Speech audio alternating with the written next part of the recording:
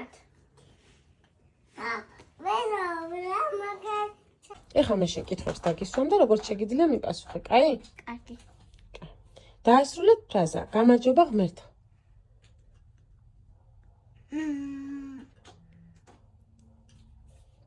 მადლობა ყველაფრისთვის.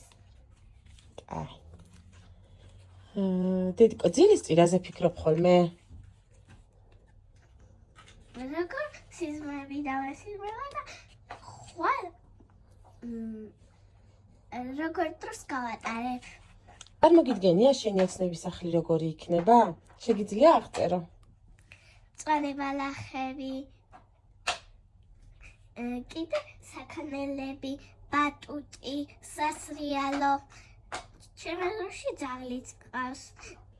შენი აზრით, უფროსებს რა ეშლებათ ხოლმე ბავშვებთან მიმართებაში? რა თვლიან პატარებად? რას ქვია პატარებად თვლიანობა? აი, შენ პატარა ხარ და ვერ გაიგებ. ეგრე რო ეუბნებიან ხოლმე? რატო?